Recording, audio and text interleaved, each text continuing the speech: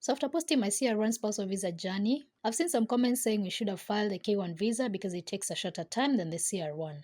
Now, when we chose to file CR1, we knew about the K1, but we consciously made the decision to file CR1, and I'll tell you why. So the very first thing is to know the difference between the two. The very first thing is K1 visa is a non-immigrant visa and CR1 is an immigrant visa. This simply means K1 visa doesn't come with permanent resident status and CR1 visa comes with permanent resident status. The second difference is K1 visa can only be filed by a US citizen, but CR1 can be filed by both US citizens and lawful permanent residents. The third difference is the total cost from start to finish, meaning when you get your green card or permanent resident card. Generally, filing CR1 visa is cheaper than filing a K1 visa, with CR1 costing an average of $1,500 and K1 costing an average of $2,500. The fourth difference is the time it takes to process the visa. K1 takes a shorter time than the CR1 visa, with K1 taking an average of 8 to 15 months and CR1 an average of 2.5 years in Africa, but shorter in other continents. The fifth difference is K1 visa is filed by couples who are not yet married, and CR1 visa is strictly for married couples. The sixth difference is the downsides that come with each visa.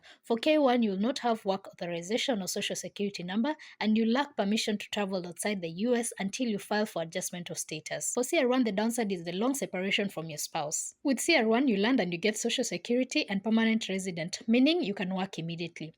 K1, you must wed within 90 days of entering the US, failure to which you become an illegal immigrant. Also, the CR1 visa, all the work is done when you're still in your home country, and when you enter the US, you get your necessary documents in the mailbox.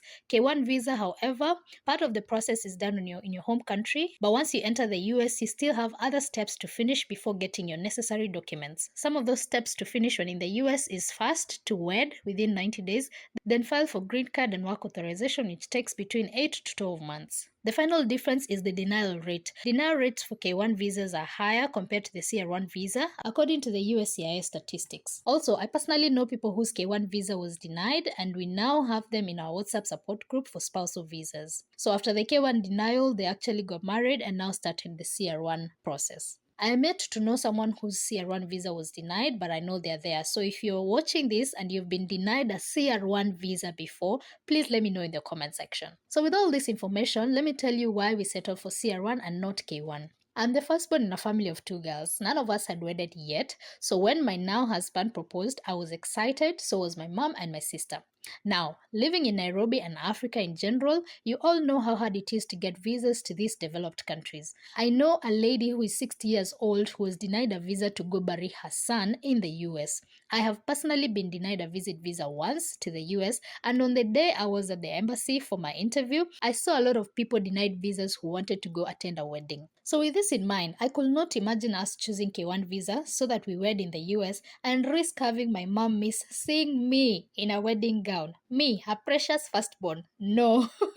And by the way, our wedding was during the COVID season when traveling was so much restricted. So the only sure guarantee we had for my mom to witness my big day was having our wedding in Kenya. I'll pause here to give you an assignment. How many people do you know married to US citizens in the US had their family members from Africa present in that wedding?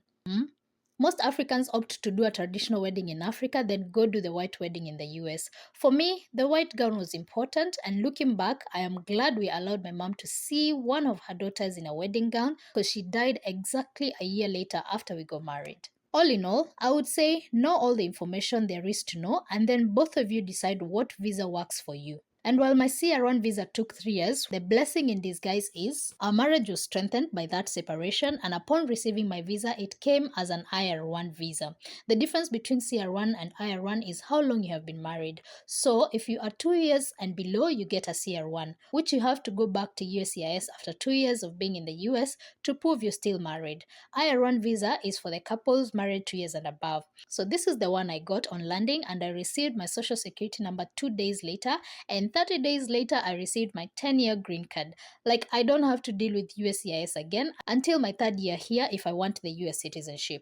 If I don't want citizenship, my green card is set for 10 years. Being married to a US citizen, you apply for citizenship 3 years and not 5 years like everyone else. In the end, everything worked out to our good. So make an informed decision based on having the right information. And as always, remember to be kind to one another, love one another, and treasure every minute you spend with one another because tomorrow is not promised. Ciao.